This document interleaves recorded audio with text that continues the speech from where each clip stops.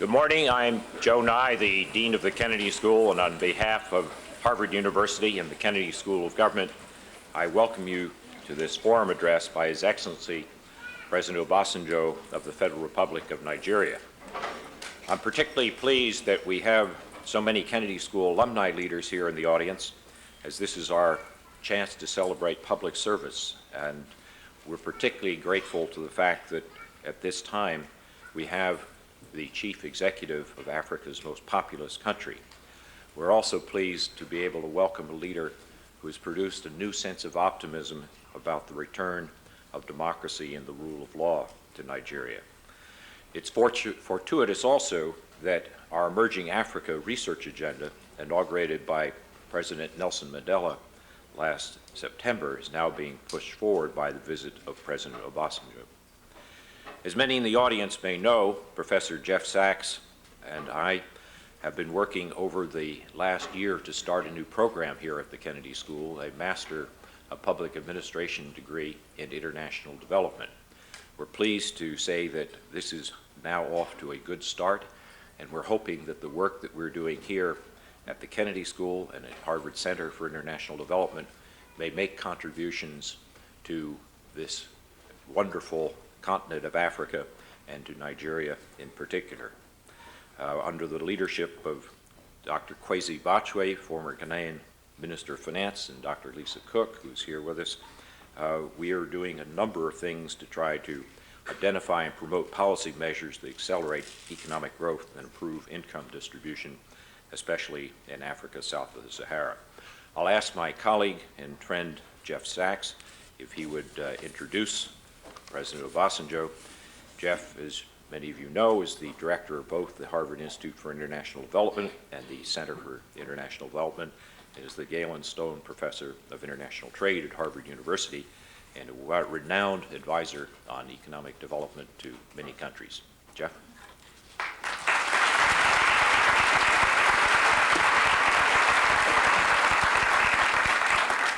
Thank you very much, Joe. What a glorious day to have this chance to welcome you, Mr. President, and Madame Obasanjo here. We've been waiting years and years for this moment, of course, because it signifies two great things, two marvelous things. One is, of course, your personal leadership of Nigeria and your leadership throughout Africa and throughout the world on so many issues. And second, because it signifies the return to democracy in your great country, something you did so much to bring about. And we at Harvard have been watching your struggles and have been concerned with your struggles for so long. And as we watch the triumphs in the past year, we have been celebrating here and have been waiting for this day when we could greet you here personally. We're very committed throughout this university to affairs of Africa. I'm looking at another of our esteemed colleagues, Skip Gates, here, who so many people around this community have been enjoying watching you all week on your marvelous, marvelous series on Africa. And this is just another great illustration of the talent and commitment that runs throughout this university in African affairs. At the Center for International Development, as Joe Nye has just mentioned, we have been engaged deeply in a program on Africa during the year and some months of our existence as a new center at the university. And have had the great honor to have the center inaugurated by President Mandela, and have had the chance to welcome and learn from leaders in Africa, including Prime Minister Ramgalan of Mauritius, who visited us and sits on our advisory board, as well as President Mkapa of Tanzania, who was here last month, and many of you were here at that time. It's a special treat, therefore, in the context of all that has been accomplished in Nigeria and all that we're trying to do at Harvard to help and learn and to work together and collaborate with our African colleagues to welcome President Obasanjo here today. President Obasanjo was born in 1935 and after high school in 1958 enlisted in the Nigerian Army. After extensive training and extensive experience in many places and many leading institutions, he rose to leadership in the Supreme Military Council and then the head of the federal military government of Nigeria and commander-in-chief between 1976 and 1979. He was greatly admired all over Africa and the world for his lead during that time in helping to, in bringing about a transition, a voluntary transition to civil democratic rule in Nigeria in 1979. We know tragically that after that great exercise of democracy that the democratic governance in Nigeria was not able to sustain itself and succumbed again to military rule. And during that period, President Obasanjo led the effort to, and was absolutely critical and always pushing over a very long and a very difficult and often a very heroic period in pushing the country back to democracy, including, as everybody knows, periods of imprisonment by the military government and an unending struggle to return the country to democracy. But during the period of the 1980s and 1990s, I want to stress President Obasanjo also participated in a remarkable range of international leadership activities in areas ranging from promotion of worldwide democracy and civil society to areas of promoting science and technology in developing countries and in Africa, participation in the international tropical research institutions, participation in many, many important councils on population, science, tropical agriculture, tropical health. This is a leader that I believe very, very much has the remarkable breadth of vision that is needed right now in Africa, because the problems, as we will hear, are not simple, nor one-dimensional, nor monocausal. And so in this very challenging and very important moment in African history, when democracy is coming to the region on the one hand, but on the other hand, when the region is beset by so many serious problems, leaders of vision are absolutely of the essence. We are delighted, therefore, that we truly have a leader of vision with us. It's my greatest honor to be able to welcome you, Mr. President, to speak to us.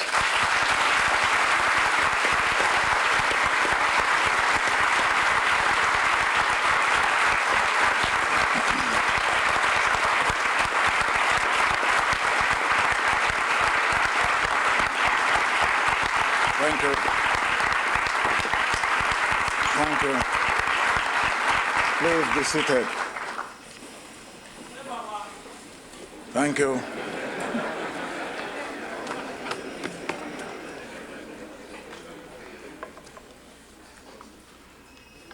Distinguished ladies and gentlemen,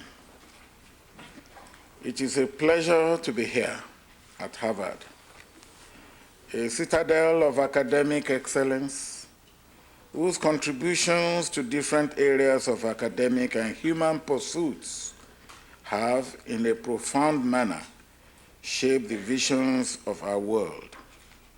I am equally proud to note that a number of eminent Nigerian academicians, scientists, administrators, and businessmen passed through this great institution, and they too, in the tradition of this noble institution, made worthy contributions to nation building and development of our country. I am glad for this opportunity to share with you my thoughts on today's topic, and it is transition, development, and transformation. I consider the theme to be a matter of life and death for all Africans, who in private and in public have reflected on the experience of the continent's history in the outgoing century. In addressing this subject, I will be speaking from my position as one of the typical ordinary Africans who are genuinely anxious about the African condition today because we are deeply concerned about the fate of our continent, and we have been continually searching for ways and means to brighten the future prospects for the erstwhile dark continent. The enormity of the crisis of underdevelopment in Africa, as compared to most of the other regions of the world, is a painful truth recognized by all. The massive scale of poverty and unemployment, the decay in infrastructural facilities, the impoverished living standards with regard to food, housing, water supply, education, and healthcare are well known. The real tragedy is that the current situation represents the final stage in a steady decline in the quality of life in post-colonial Africa. This descent into lower levels of poverty have been further compounded by violent social and political conflicts, such as civil wars, which have dramatically intensified the scale of human suffering in many countries. In several countries, the experience of violence and brutality has dramatically transformed otherwise stable and dignified African peoples into helpless residents of refugee camps, living on charity and in conditions of extreme distress, fear, and insecurity. The agonies of these people have become regular news items flashed on television screens all over the world. In countries where the people have been spared the destructive violence of internal wars, failed economic policies, and repressive political order have combined to induce a steady stream of emigration of professionals and youths to more developed nations. This brain drain of professionals and active youths who no longer envisage the possibility of a fulfilled life in their own countries does also represent a major loss to the development potential of Africa.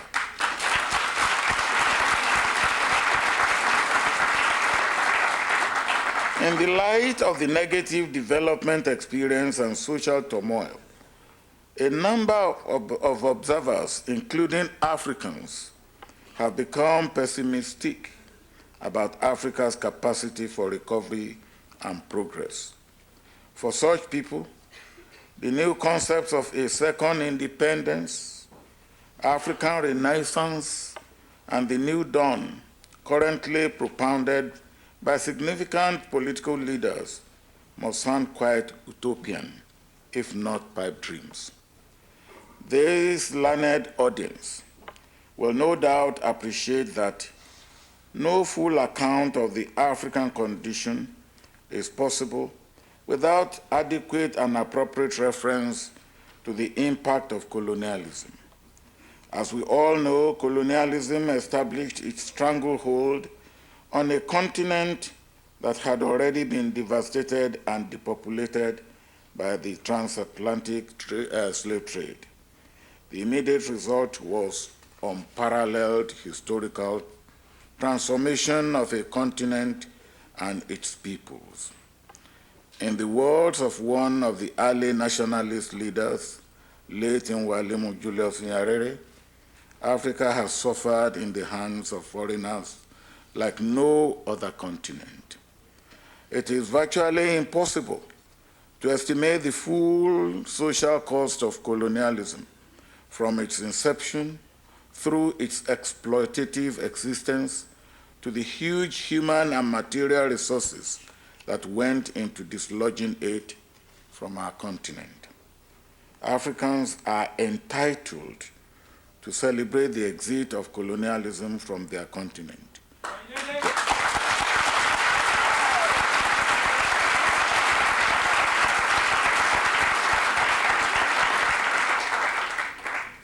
Just in time before psychological deadline of the end of this millennium. At the same time, a look into our immediate past, not to seek whom to blame for our current woes, but to critically review our realities, will show colonial legacy as an impediment to Africa's progress and development. Let us face it, the truth is that almost all modern African nation states were conceived and established by colonial design. And until independence, governance of these nation states was the complete antithesis of democracy, being government of exploitation by the exploiters and for the exploiters.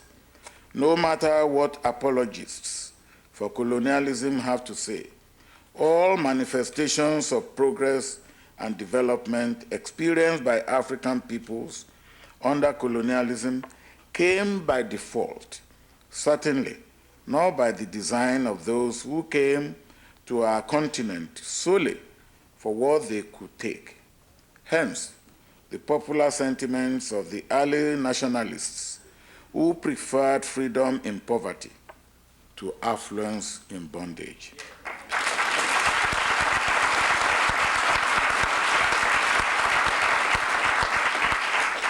African nationalists who led their nations into independence have confessed to the daunting challenges in meeting the expectations of their hard-won freedom.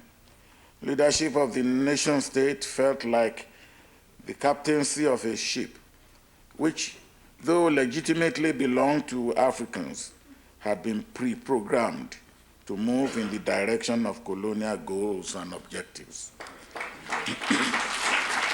To achieve real nationhood, these African leaders needed to put the African societies and peoples back into the imposed geopolitical shells.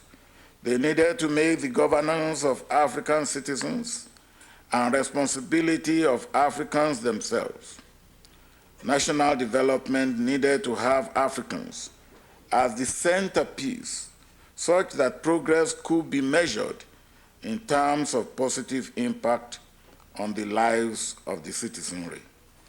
Mere change of name, as many African countries did, was not enough to subdue the inevitable debate over the nature and purpose of the acquired nationhood.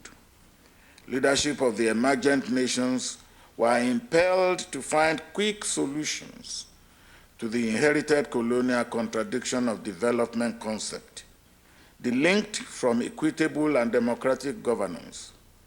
Success at managing this contradiction varied from country to country, depending on such circumstances as economic conditions, geopolitical size, ethnic composition, and the number of educated elite to push their differing political visions. But invariably, there was attendant confusion, often chaos and violent upheaval that came with the formidable leadership task of refocusing, reorientating, and restructuring the emergent African nation states.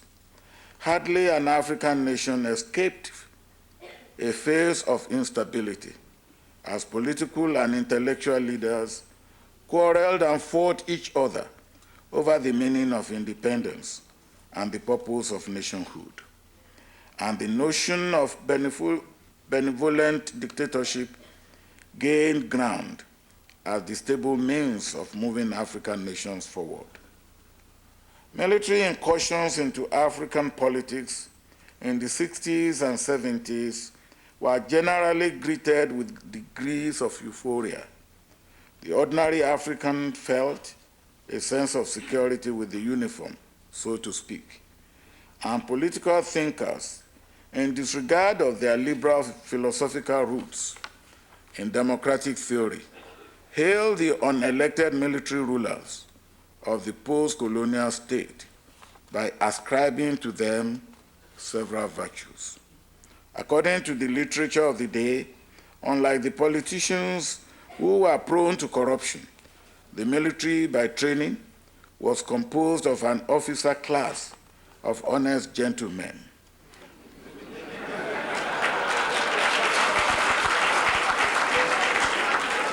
Whereas, I'm coming to that.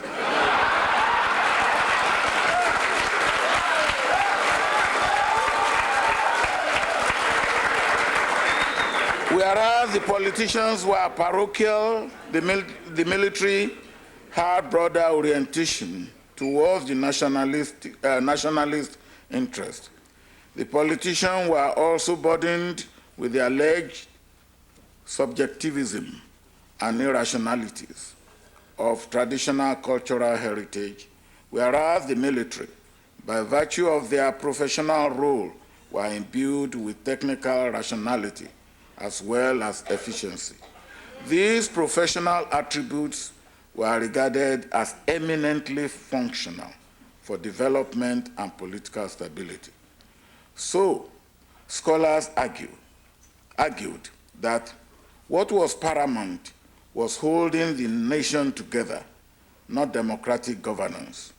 It was as if the people had no rational preferences or credible expectations from the attainment of political independence. The involvement of ordinary people in the decolonialization struggles was conceived not as an outcome of the will to be free from colonial exploitation, but as the hypnotic effect of the charisma of nationalist leaders. By this reasoning, after the defeat of the external enemy and the charisma of the leaders had waned, the people reverted to their primordial constituencies, which colonization had long ago defined as being in a state of mutual antagonism. Recall that the colonial state had earlier announced itself as a mission to rescue Africans from the ordeals of intertribal warfare. 3 decades on, we are now wiser about the military's ability to deliver either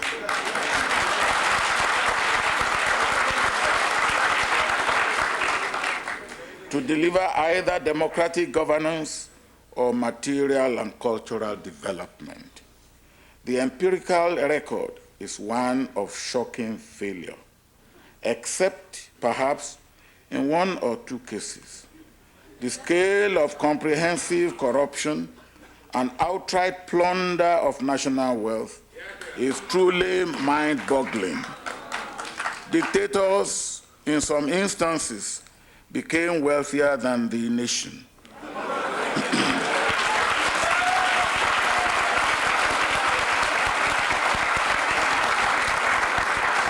Or rather than promote peace and unity, military rule in fact intensifies social conflicts, violence, and even provokes secessionist movements by groups claiming to be special victims of oppressive rule.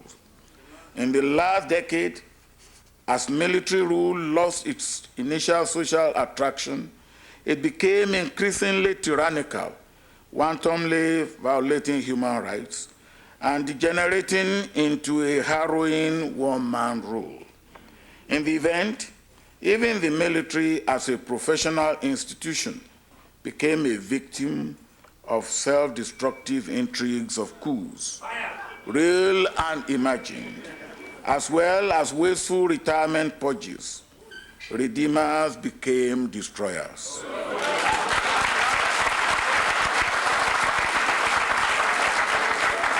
A good study will surely reveal that the African people were the first to withdraw their initial welcome from military regimes. But while the Cold War lasted, mass resistance by way of strikes, radical journalism, human rights, and pro-democracy agitations were easily frustrated by the international community. The evil regimes were quick to learn that by proclaiming ideological allegiance to either of the superpower blocs, they will be guaranteed external military and diplomatic support against internal opposition.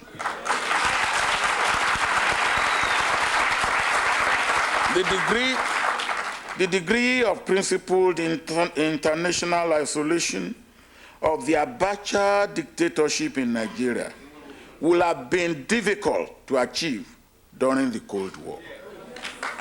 This international isolation and the encouragement of pro-democracy and human rights groups facilitated the tempo of internal resistance to dictatorship. Thus, in the present circumstance, anti-democratic regimes are more exposed. Democracy is now the byword. Africa is now in the throes of a wave of transitions, democratic governance. Once again, to invoke the recent experience of transition in Nigeria, there has been considerable relaxation of tension in our political atmosphere. There's a broad feeling of freedom from fear and the expectation that the rule of law can be consolidated into a national political culture.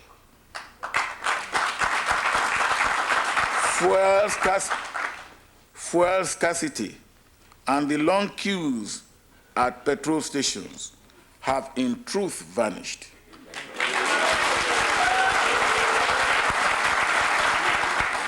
In the last decade of military rule, Nigeria, an oil-producing and oil-refining nation, could no longer guarantee regular supply of fuel to the populace. The resolution of this problem within 2 months of our infant democracy has quite legitimately raised expectations about what can be achieved on the economic and social fronts. But let me emphasize that our commitment to democracy and its values is not at all a theoretical matter. It is not a lectured preference for one constitutional norm against the other. It is, on the contrary, a gut reaction to a lived and abhorrent experience. We uphold today the principles of freedom and individual liberty and renounce tyranny in all its forms because we have seen where dictatorship can lead us, what it can do to the human soul. Our commitment to democracy today is not an option. It is a fundamental imperative.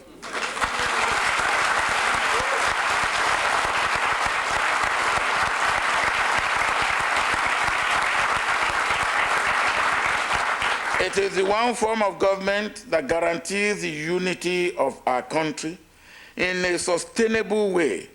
It is the only system of government that effectively protects us against authoritarianism and dictatorship.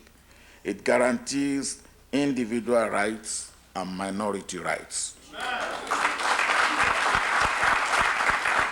African liberation struggles were all inspired by democratic values and the expectation that only democratic self-governance could deliver genuine material and cultural development. The values of human dignity, equity, justice, and freedom from oppression, exploitation, poverty, and ignorance are core values of democracy. When the realization of these values was blocked by post-colonial dictatorships, the people resumed the struggle against oppression. In the same vein, it is incumbent on our new democracies to deliver those social advantages that are concomitant with economic prosperity. If the prevailing tide of transition are to concretize as genuine and fruitful democratic transformations, African leaders will have to address a number of challenges, some of which I will now elaborate. The challenge of corruption. A common denominator of undemocratic rule in Africa, civilian or military rule, has been the vast scale of corruption. Apart from the great loss and wastage of national resources, which could have been deployed in enhancing the productive capacities of the national economies, the overt corruption offends the deep moral sensibilities and values of our traditional heritage. The battle against public corruption corresponds intimately to African traditional value of honesty and justice. The impression that Africans have a cultural predisposition to be corrupt is simply a travesty of the truth.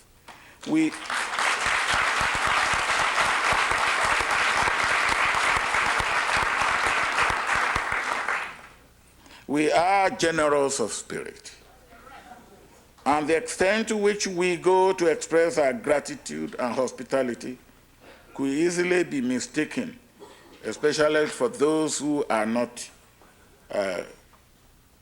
used to African hospitality, for attempt to bribe. But this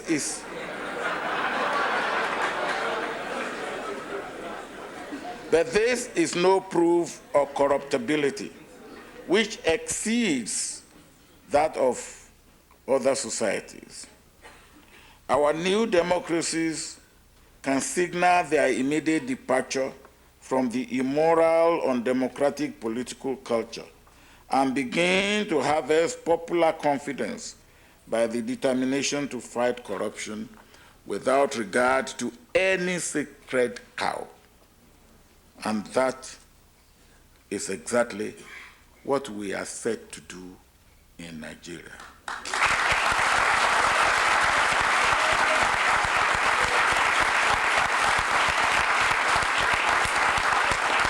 And let me say here and now, if you have any information, give it to us. We will make use of it. The challenge of human rights, the experiences under authoritarian regimes of sadistic tortures, harassment of individuals, and the criminalization of political dissent were truly abhorrent to our people. The right of free expression, the right to advocate a different viewpoint, and to arrive at a consensus after free discussion must all be considered as profound human needs.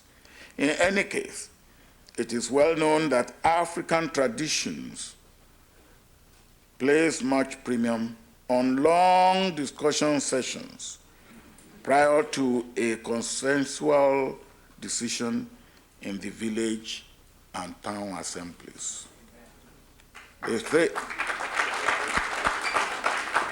They say there is no opposition. No. There were opposition in African traditional way of life, but opposition does not lead to violence. They sit down and talk it over.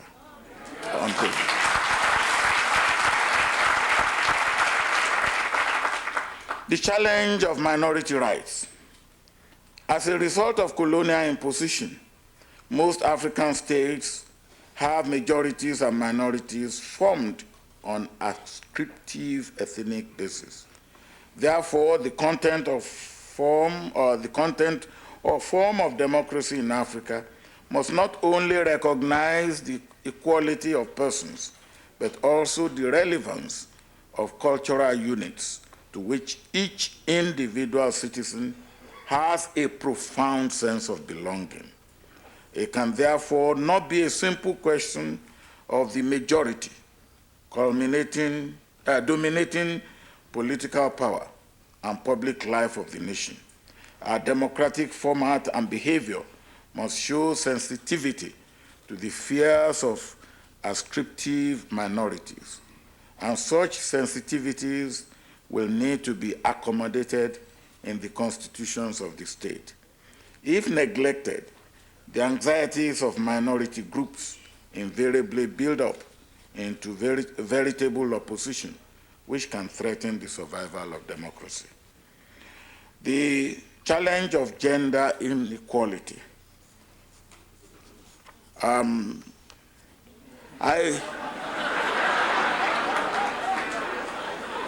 want to just know that I feel strongly on that there must be, we must have what I call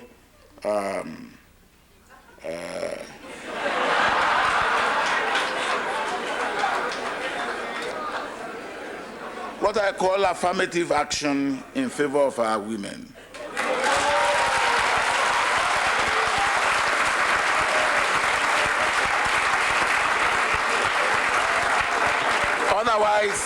Otherwise, they will not catch up. They will not even make progress at all, let alone catch up. Then there's the challenge of poverty alleviation. People do not eat slogans, ideas, and concepts, which are canvassed among the people, must be shown to have practical outcomes for the improvement of their material and social circumstances. In other words, democracy must produce development, or else it will lose credibility and relevance to people's life. People will start saying, "Na democracy mango chop."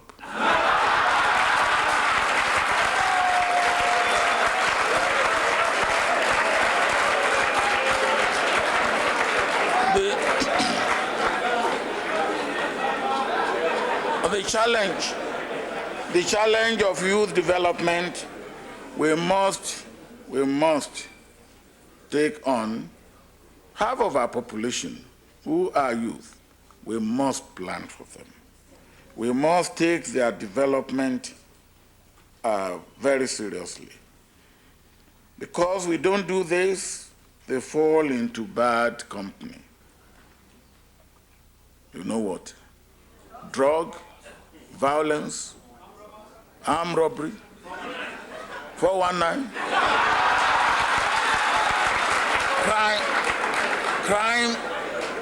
crimes of all sorts. But what is even worse, they do not fully develop their innate ability. They are unfulfilled. That they then become a waste. And a waste to themselves and a waste to the society. Then the challenge of globalization. Globalization has been held up as an inevitable process which now makes irrelevant the salience of nation-state boundaries. It is suggested that the shrinking of the world by rapid developments of information technology now supposedly transfers critical decisions in economic transactions to transnational forces. While African democracies cannot afford to shut themselves out of globalization, they must adopt strategies that give them leverage as sovereign players and not as mimic states whose national budgets must be approved by international lending agencies.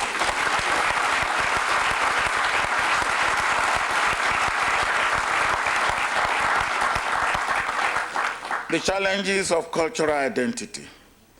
The development strategies of the new democracies must be such that progress does not become a self-alienating venture.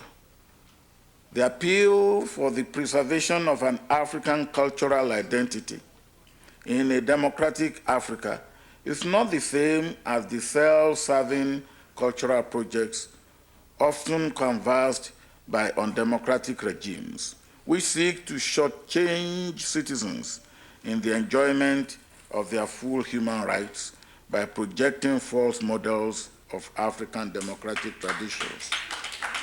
Rather, it is to deepen the conception of human rights of the individual with the positive heritage of the rich community and family values that still exist in rural Africa and urban neighborhoods, despite the dislocations caused by colonialism and modernization.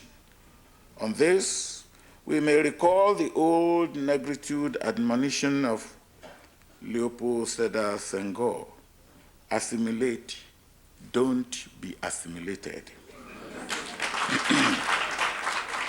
And now I want to go through a few Nigeria initiatives quickly. In Nigeria, we have goals which may be summarized thus. For us, democracy is not merely about forms of government. Free and fair elections are not ends in themselves, but only the best possible means for installing representative governments that can be made responsive to the collective hopes of our citizens and justify their faith in their ability to change things for the better. Our administration has constantly drawn attention to the need for moral regeneration in our country. We reject an exclusively materialistic definition of man's destiny. We do. We believe that the state has responsibility to its citizens, but that every citizen also has an equally important responsibility to the state and to his fellow citizens. We have in Nigeria singled out corruption as the greatest bane of our society. The pervasive growth of corruption in public life is one of the worst legacies of misrule and bad governance in the recent history of our country. Corruption was allowed to grow unchallenged and unchecked, even when it was glaring for everyone to see. The rules and regulations of doing official business were deliberately ignored, set aside, or bypassed to facilitate corrupt practices. With the anti-corruption bill going through the National Assembly, we hope to deploy all appropriate resources to fight corruption to a standstill.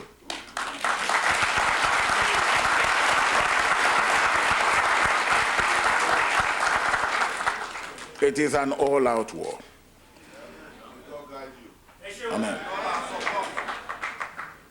The pursuit of abstract economic growth impoverishes development if the economy is doing well, but the people are not. You know what I mean by that? We have GDP of 8%, 9%, and yet there's no wholesome drinking water in my village. People in my village are dying of malaria. Women who are in labor are dying because there is no clinic nearby. And yet, with all due respect to, they will tell us that we are developing because our GDP has increased by 8%.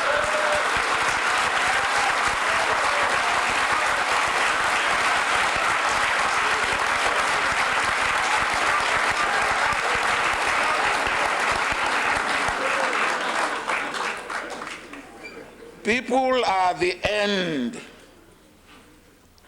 of development, and their well-being is the supreme law of development. Their democratic empowerment is the imperative of every development plan or program. There's a long list of development plans that have failed because they were conceived above the heads of the people. Only programs which fully take account of people's choices, their values, their skills, and active involvement in implementation can capture their enthusiasm. The people themselves are best initiators of development. Well, you say it's correct. Then, if it's correct, I won't say more on that.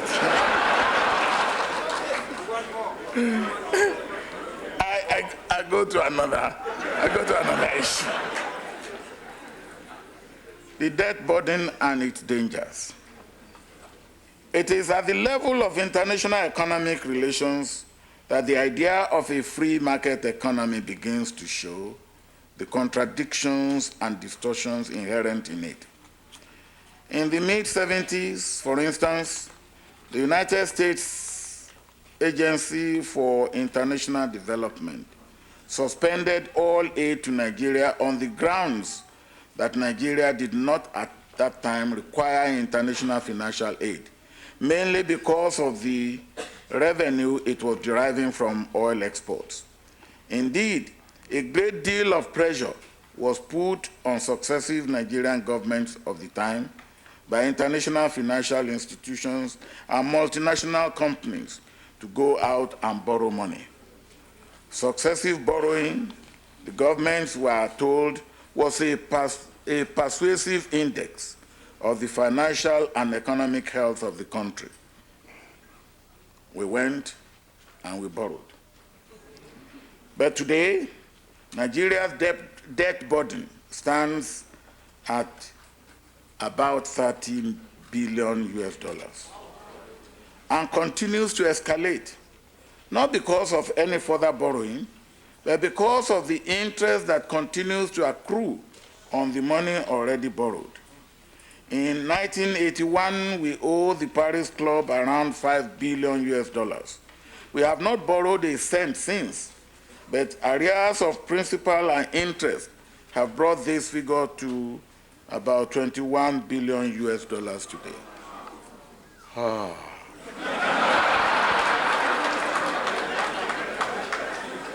Conventional wisdom enjoins us to neither a lender nor a borrower be.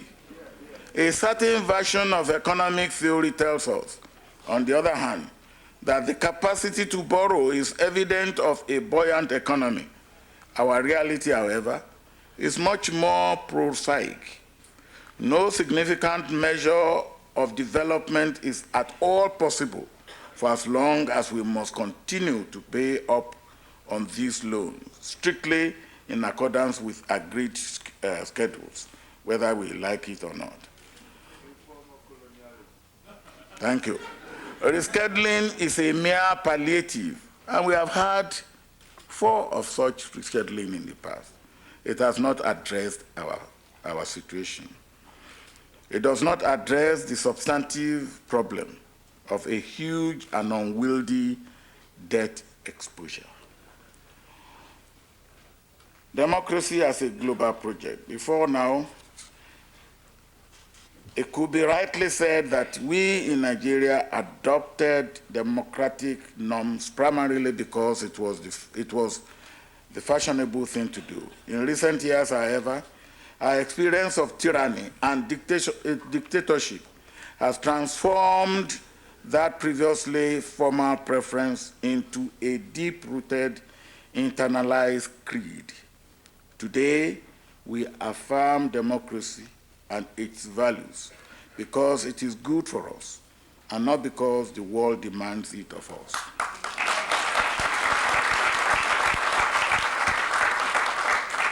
But why should the rest of the world be concerned with our peculiar predicament? Why should industrialized world be interested in the fate of an impoverished third world country like Nigeria? The reasons, I hope, are sufficiently obvious. In the case of Nigeria, we could choose to severely minimize our involvement, if not totally repudiate our responsibility to actively participate in sub-regional, regional, or even global affairs. We could declare a policy of Fortress Nigeria and withdraw from our major role in peacekeeping and peace enforcement activities in ECOMOG and the rest of Africa and the world. We could then use the money we save from such withdrawals to improve the quality of life of our own citizens. Not yet. But we absolutely reject all these options and choose instead to remain valid and hopefully viable members of the world community.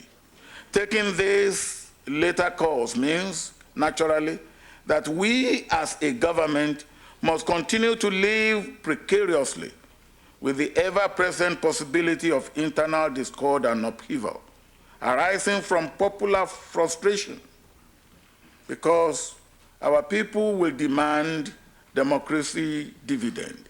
And when we are unable to give it to them, because we have to spend our money to pay or to service debt, some of which have dubious origin, our people will be frustrated, and who knows what may come out of it. Very few of our citizens are ever likely to accept that fulfilling our international obligations justifies the inevitable deprivations they must suffer as a result of this. The prospect of a sub-regional or regional disharmony is an even more tangible danger in these circumstances if we should choose to look to the internal well-being of Nigerians with scant concern for what happens around us. And for these reasons, therefore, we respectfully ask, what is the dividend that we can legitimately anticipate in so deliberately cutting internal hardship and possible social upheaval as we meticulously continue to discharge our international responsibility in world affairs without a feasible and reciprocal concern by the rest of the world for our own difficulties? Why, in these circumstances, I ask, is it so difficult for the industrialized world to understand and concede that we and they do have a mutuality of interests which need to be vigorously protected by them and by us?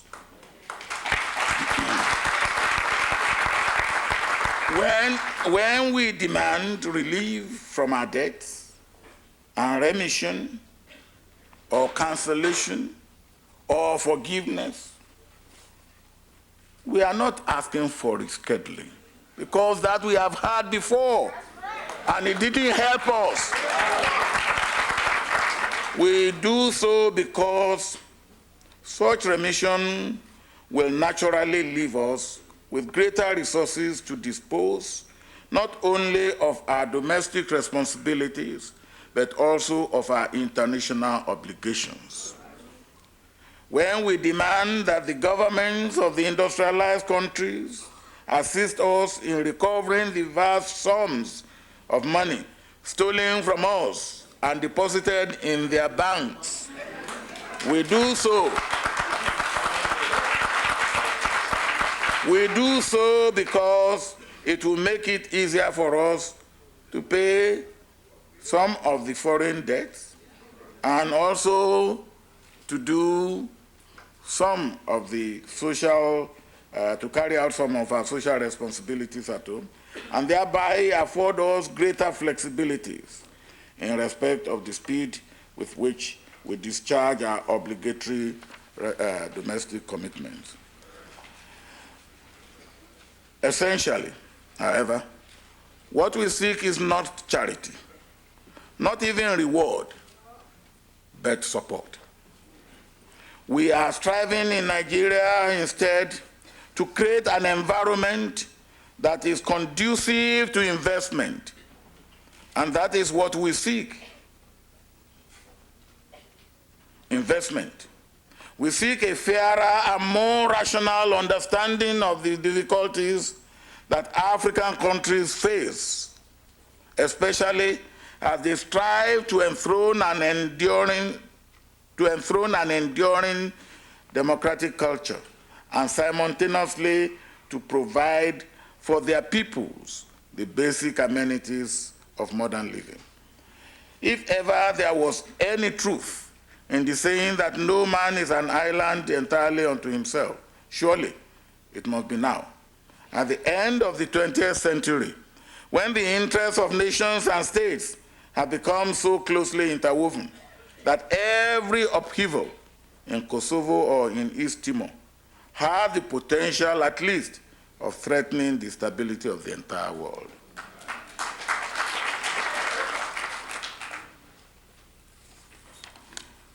Let's move on.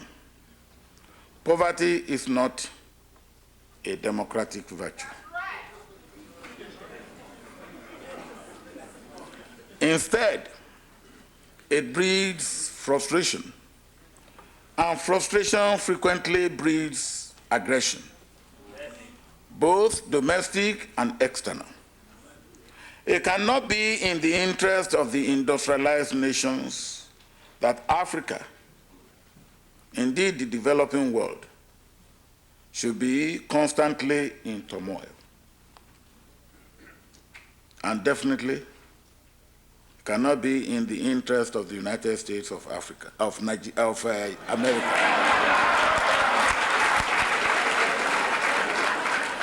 And definitely it cannot be in the interest of the United States of America that Nigeria should be in turmoil. A concession here in the matter of the hideous debt burden that we carry, a concession there in the matter of the repatriation of funds stolen from us, can achieve a great deal more than all the sanctions in this world can, after things have fallen apart and the military have again intervened, purportedly on behalf of the suffering masses. We should never allow that to happen.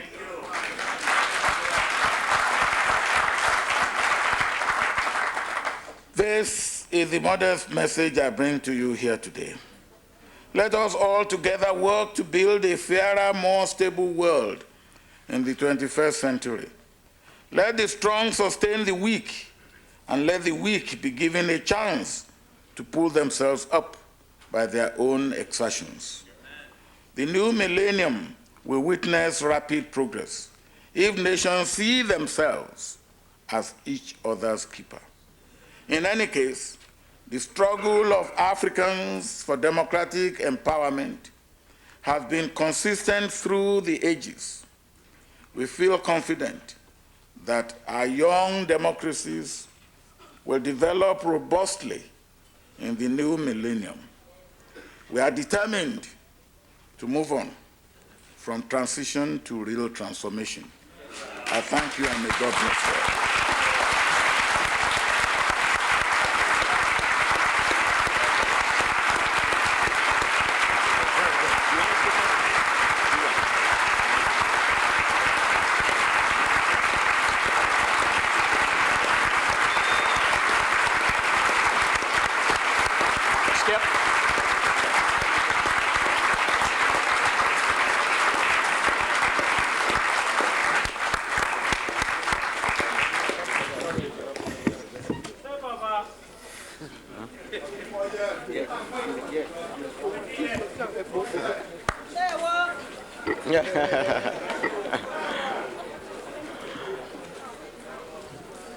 Mr. President, thank you very much for that wonderful address and the challenges that you've listed and the challenges that you've given to us.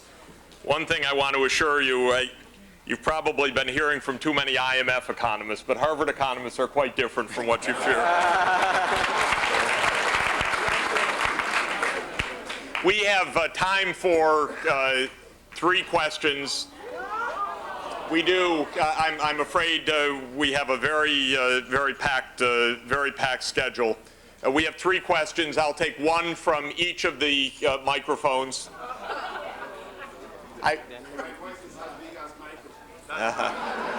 Let me turn first to our colleague, Professor Gates. Thank you very much, sir. Mr. President, let me say, first of all, it's an honor to welcome such a genuine statesman and force for democracy for the African continent to Harvard University.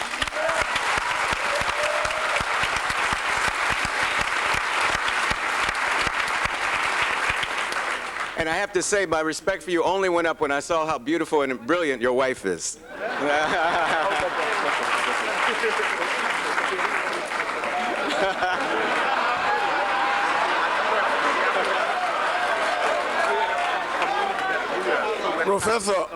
Professor, I don't mind giving you anything, but not my wife.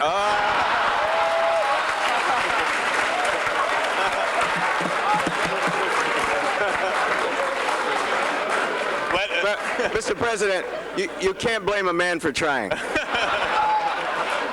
Now, my question is, Mr. President, we recently read this week in the New York Times about the introduction of Sharia in a part of the North, and the Times suggested that this, in part, was a response to your democratic reforms and the threat and the unease that this could be generating in the North. I want your reaction to that. Is that true? And if so, what do you plan to do to ensure ethnic and regional harmony as this great period of transition unfolds?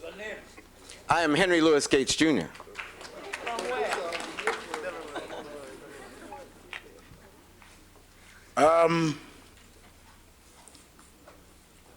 We have a constitution in Nigeria,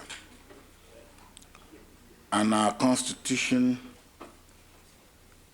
is against any state religion. So to that extent, no part of Nigeria or Nigeria can formulate or go for anything that is a state religion. It is unconstitutional. Wow.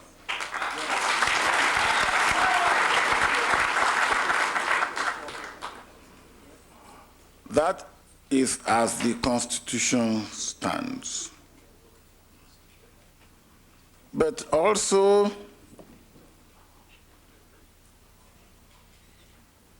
we practice true federalism, whereby each state has power to make its own law, provided it is not in opposition or against a national law or the Constitution.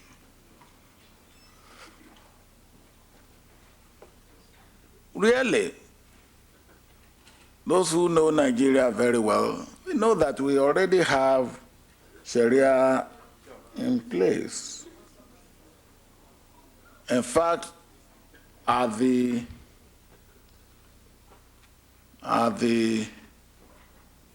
what I call local level, we have Sharia laws already in place.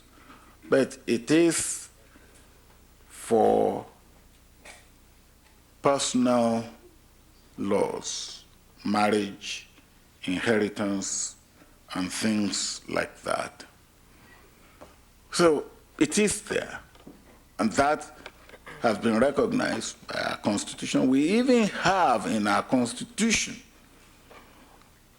a means by which a Sharia Court of Appeal can be constituted by our Court of Appeal, by the Federal Court of Appeal, if any of those laws or judgment at the lower level of the Sharia courts have to come up. So I think those who said it's a reaction to what I am doing. I don't believe that. People have their own way of doing things, but I don't think it will last.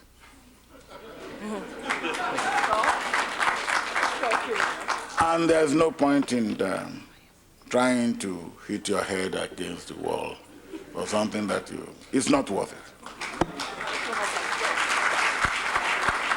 Could you please identify yourself in the next question? My name is Chinezi Chijioke. On behalf of the Harvard African Students Association, welcome, Mr. President. I thank you for your emphasis on democracy. Nigeria consistently expands its university systems with more campuses, teaching hospitals, and technical colleges. With this expansion comes a dilution in already scarce resources.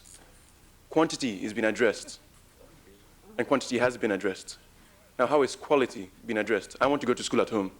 So how is quality being addressed?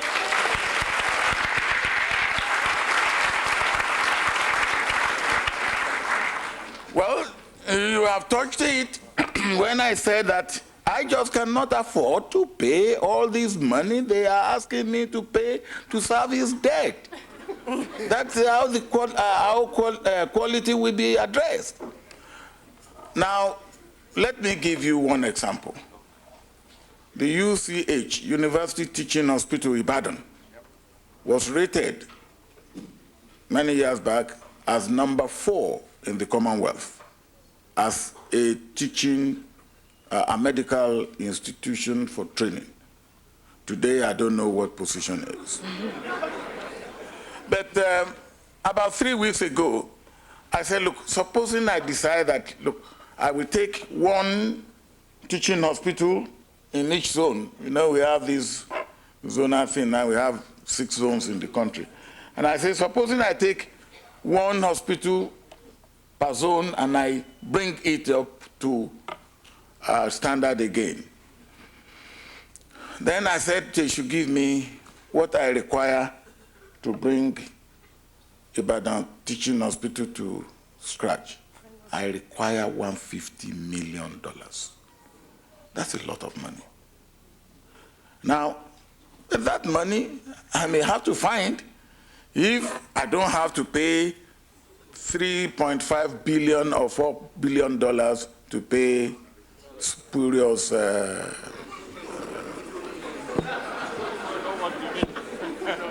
right?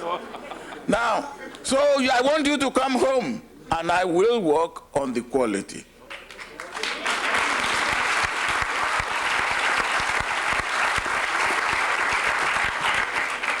I'll make you a deal, too. We're going to work on getting the debt canceled.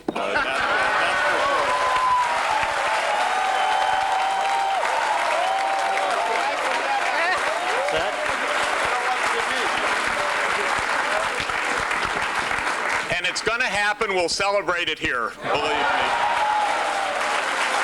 Yeah. We really apologize. The president is on a very tight schedule. We have time for one more question. Please identify yourself. Publicity, I'm sorry. Shell Oil's occupation of the Niger Delta. Okay. Can you talk about that? Yeah, please, My name is Veronique Ibobokiwe, thank you. and I consider my. Microphone. Oh boy. Sorry, I'm sorry. We have. Can people address this question? My name is Veronique Ibobokiwe, Ibobokiwe. I consider myself being in America for many decades by imposed adoption. Excellent. Because when I was coming, I never knew I would be here this long, but however, here I am. My question to our honorable president, President Obasanjo, do you really believe that in your experience of your own culture and your own country, that in order to preserve the liberty, freedom, and justice for all Nigerians, as it's supposed to be in my own opinion, is it equitable to accept any offer from any foreign authority, government, or nation in the name of democracy governance? And don't you agree that if you do, that will be replacing military rule or exploitatory regime of the... Bernie, can we ask another question? Where's the question? No. The question is that will you accept any offer to be No, come on. You must be tolerant now. That's what democracy is all about.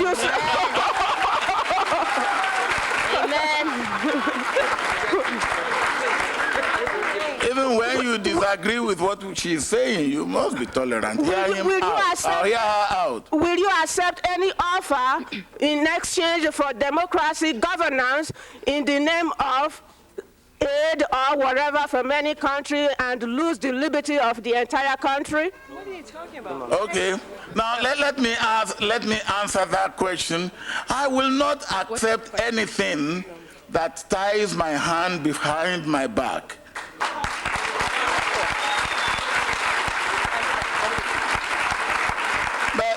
But having said that, listen. In 90 cases out of 100, what some of these people are saying to us are things that we should be saying to ourselves. Let's be honest with ourselves. Look, good governance, prudence in the management of your affairs, accountability. Should anybody have to tell me that before I do it?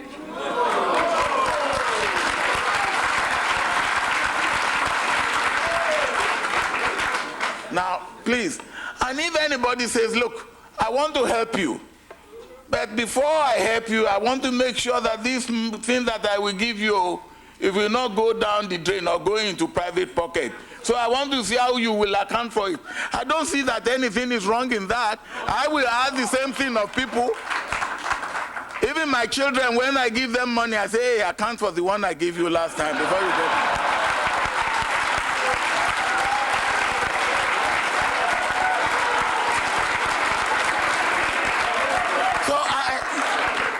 I don't see anything wrong in that. But if you say, okay, look, you will give me money, and the only condition you will give me money is if my country will have to do A, B, C for you, I will say to hell with your money. My country will only do what I consider is in the best interest of my country and what I consider I can... Okay. This isn't consistent with Shell Oil. Now let me answer you, my dear. I don't know what is between you and Shell, but let me answer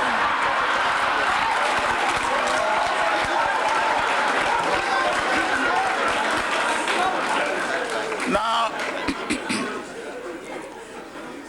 I have said this several times, even before I became an aspirant and then a candidate, then president-elect, and then president. I have said that the problem of the Niger Delta is problem of neglect. And because it's essentially problem of neglect, it's problem of injustice. Because neglect is injustice in a way. Now, the other thing, and we Nigerians, we keep on confusing even people who are well-meaning outside Nigeria. And this is a country where people are looking for issues. And some people think that the Niger Delta is the right issue now. And I say to them, please, don't. Leave Niger Delta severely alone, and I will tell you why. Some people think Niger Delta is an issue of self-determination. It's not an issue of self-determination. And if you make it that, that will be tragic. Some people think that it's an issue of human rights. It's not an issue of human rights.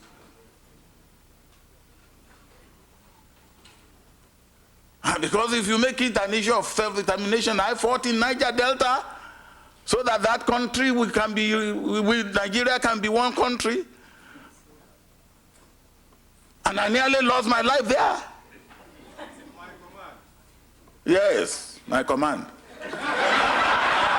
Now, some people think that it's an issue of environment. There may be a bit of environment in the issue of Niger Delta. But listen, a little bit over 20 years ago when I left public office, Niger Delta wasn't like this. But I will also be the first to say that even in the colonial days, the issue of development in the Niger Delta was a problem. And that was why we had Willink Commission in 1958, which looked into the issue of minority areas, particularly the Niger Delta. And it saw the issue of Niger Delta as a serious issue. It prescribed that we should have Niger Delta Development Authority. It's as serious as it was even then. And it is clear. Part of the reason, the terrain, the Niger Delta terrain, is a very difficult terrain. What it will cost you to make 1 mile of road in the Niger Delta, you probably use it to make 10 miles of roads in other parts of the country. Now, I want to quickly go because I don't want to waste more time. So what, now, yes. So what happened? We had Niger Delta Development Authority. And you remember that time when we had independence, we had 3 regions. The West was the smallest. Then in 1963, a 4th region was created out of the West. What you may regard as half of Niger Delta, the western part of Niger Delta went into Midwest. So Niger Delta Development Authority went into abeyance. In 1970, and then people thought, well, since Niger Delta issue was essentially a developmental issue, now that they have a region that is close to home, it will deal with the issue. In 1967, we created 12 states. River State, which was essentially the eastern part of Niger Delta, what remained of Niger Delta, was created into a state. And each time these states are created, the problem seemed to be solved. Now, what then happened? Corruption in the recent years. Some people in the Niger Delta see this and say, look, we can tolerate this money being spent wisely for all Nigeria, but going into private pocket and people spending it as if it's their own papa's. Now, it incensed them, rightly. What is even more, people who have been given, Nigerians who have been given, as you know, as man no man, they were being given concessions. Huh? No contract, now concession of oil concession, oil block. Now,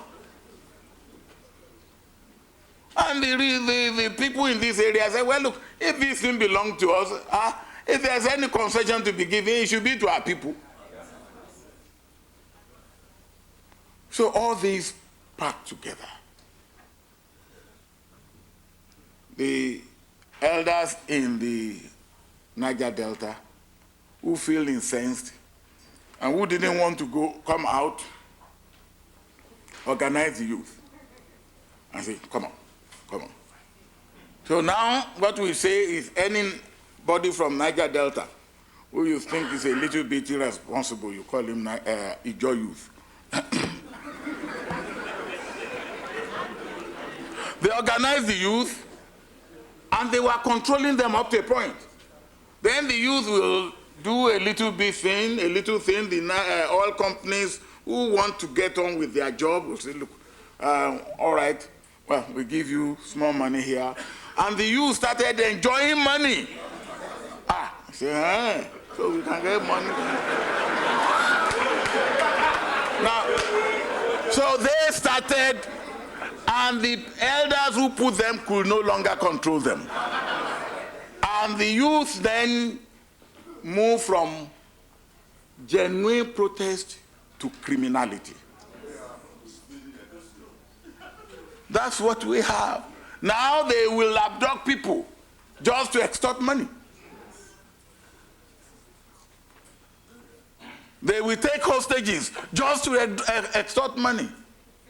And then it makes it difficult. And then they will go out and say, well, you see, our land, though, they now bring sabotage into it. They will bring and break pipes. And then go and call people, come and see. Deliberately break pipes. Because if it is normal pipe busting, you don't have the splinter going everywhere. The pressure, it doesn't allow that. But we have seen where, because of the explosive they used, the splinter goes.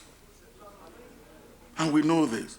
So, when I came in, the second bill I sent to the House of National Assembly is the bill on Niger Delta Development Commission. And what did I say? I said, look, the federal government, the state government, the states concerned, and the oil companies. And the oil companies were very responsive in this. Let's come together. Let's tackle this problem. It is a massive problem of development to address the neglect of the past, to bring development in all its ramifications. Education, health, physical development, roads, electricity, water, to the area. Now, and it's not that in the past they haven't got a little bit more than they should get. Because Rivers State, whose population is less than 1/3 of Kano State, gets more money than Kano State. That is as a result of the derivation aspect in our revenue allocation formula. It's not enough. I agree. But there is something in there. But what happens? Ask where that money goes. Thank you.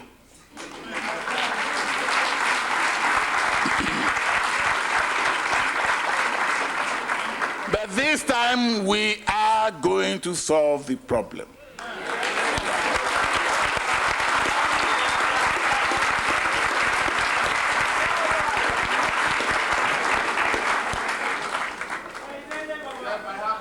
There are a lot of questions, and there are a lot of people that are quite urgently desiring to do what they can also for this wonderful country. I want to ask those of you who on the economic development side are interested in pursuing this to please contact us at the Center for International Development, because we are committed and will be working on this and would love to involve as many people as possible. There are so many students from Nigeria at the university. The Nigerian Student Association of Harvard is here and would like to present the president with a gift.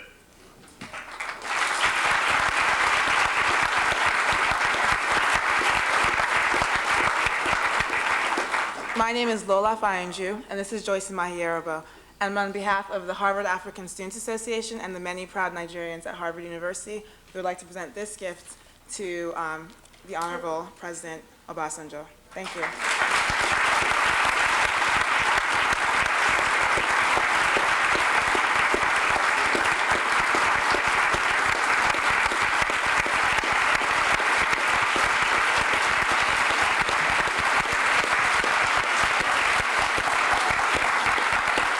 Finally, on behalf of all of us here and on behalf of Dean Nye, I want to thank President Obasanjo and the many distinguished delegates of his mission for coming here and honoring us and educating us, enlightening us about the challenges.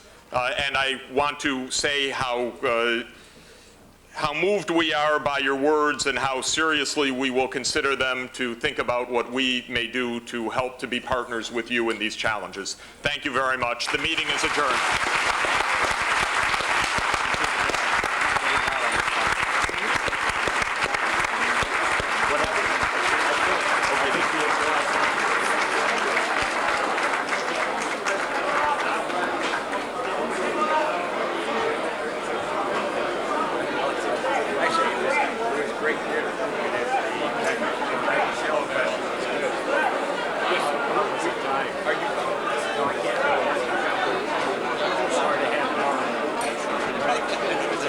Okay, good job.